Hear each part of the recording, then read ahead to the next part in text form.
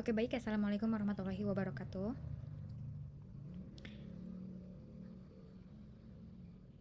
Pada kesempatan kali ini, saya akan membuat sebuah video tutorial yang mana tutorial ini menjelaskan dan mempraktikkan bagaimana dasar penggunaan UI komponen pada Ionic, juga penerapan input dan output datanya, serta penyimpanan data menggunakan local storage. Dan video ini dibuat berdasarkan apa yang telah saya lihat, apa yang telah saya rangkum dari materi yang telah disampaikan oleh dosen mata kuliah saya. Jadi akan ada alur-alur pengerjaan, penggunaan komponen, dan langkah-langkah yang saya sampaikan sama karena mengikuti referensi dari dosen mata kuliah saya. Untuk yang pertama, mari kita buka terminal. Biasanya saya menggunakan iTerm daripada terminal bawaan. Yang pertama, pastikan kalau kita itu sudah menginstal Node.js, npm, dan juga Ionic. Saya sudah menginstalnya, jadi mari kita langsung saja menjalankan Ionic CLA-nya. Seperti yang kita tahu, Ionic CLA itu kan perintahnya npm install git Ionic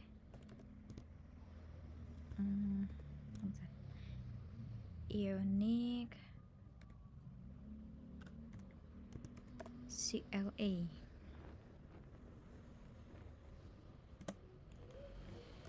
And save.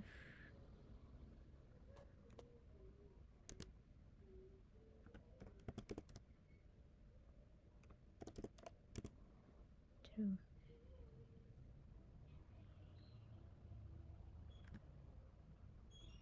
Oke. Harusnya ini udah nggak ada error akses lagi ya. Tapi kalau misalkan masih ada error akses, nah ini kan sudah keluar error akses. Ada beberapa langkah yang bisa kita gunakan di error akses ini.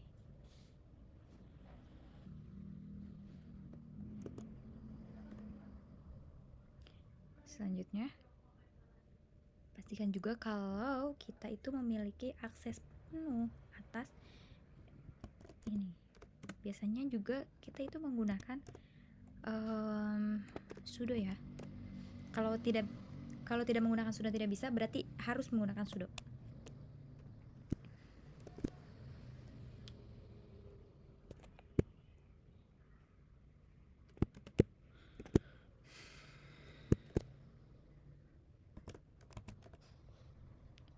Wami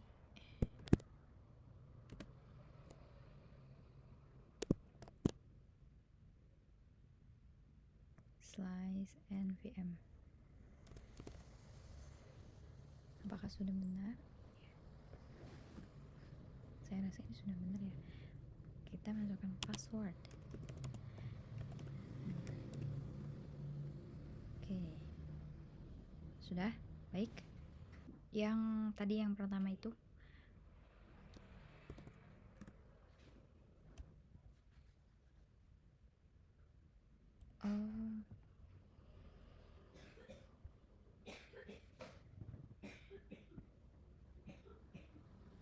oke. Masih ada error. Mari kita coba lagi.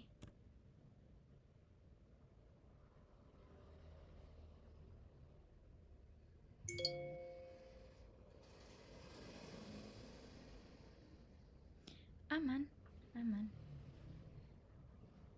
npm ya, bukan npm.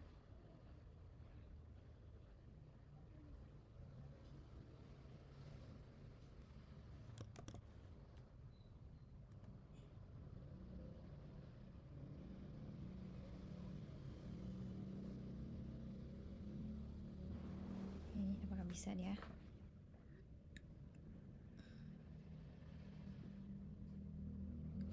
Oke, kalau misalkan untuk warning kayak gini itu masih bisa kita gunakan ya, tanpa harus melakukan perubahan. Ini masih aman. Sejauh ini ketika kita menggunakan tidak akan menjadi masalah yang berkelanjutan nantinya. Oke, setelah itu mari kita buat project baru dengan membuka Visual Studio Code.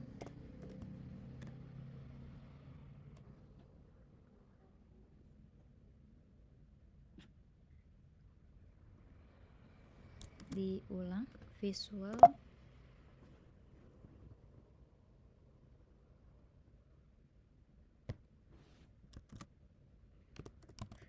Studio Code.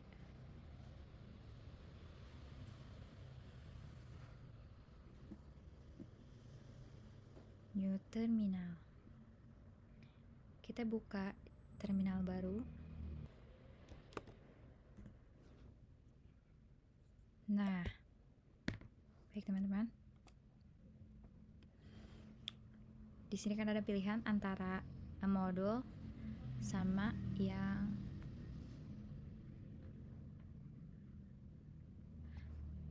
baiknya kita memilih untuk modul ya. Oke. Ini belum selesai. Nah. Oke. Ternyata sudah ada di sini. Kita perbesar lagi. Kita buka new terminal. Perlu kita rubah juga di sini yang busnya. Oke, untuk langkah selanjutnya kita membuka terminal baru di dalam Visual Studio Code untuk menjalankan Ionic Serve. Luarnya sudah ada tuh ya. Baru ada. Baik. Oke, ini ready to create an app. Nah, di sini ininya sudah ada. Kita buka lagi Visual Studio Code. Dapat dilihat oleh teman-teman. Kita buka ke page yang SRC untuk membuat komponen dari UI tadi. Oh iya, yang perlu kita ketahui di sini itu, jadi dalam SRC ini tuh ada apps, juga ada home. Home ini home yang biasa digunakan yaitu homepage HTML, homepage CSS, dan homepage spec.ts. Nah, ini. Namun untuk yang pertama kali akan kita gunakan di sini adalah di bagian HTML-nya. Jadi teman-teman, di sini terdapat ion header, ion toolbar, dan juga ion title untuk bagian atas aplikasi. Ya, atas aplikasinya kan ada blank. Nah, ini tuh untuk memberitahu yang ini loh. Namun sebelumnya untuk agar terlihat lebih enak, nah kita buat settingan ya, menggunakan iPhone saja. Oke. Jadi blank yang tadi itu nanti menghasilkan blank yang di atas itu. Ada yang namanya seperti ion item, ion label, ion input. Nah itu tuh untuk form input. Juga nantinya bakal ada ion button. Fungsinya yaitu untuk tombol aksi. Kayak kan kalau di aplikasi-aplikasi yang kita ketahui ada tombol aksi kayak oke, seperti itu. Nah itu nantinya. Contoh ya. Tadi kan mari kita buktikan yang blank ini tuh merupakan blank tadi yang di atas di tampilan yang saya rubah dalam bentuk iPhone 12 Pro itu. Coba kita rubah menjadi misalkan input data.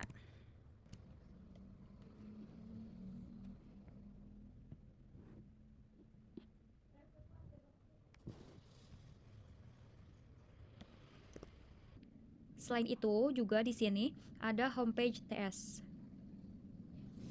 Ini. Declaration.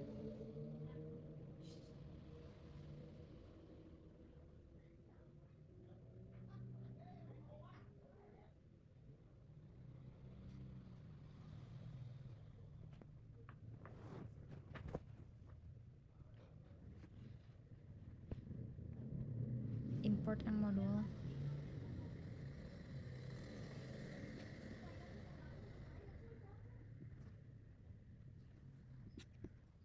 Nah, seperti ini.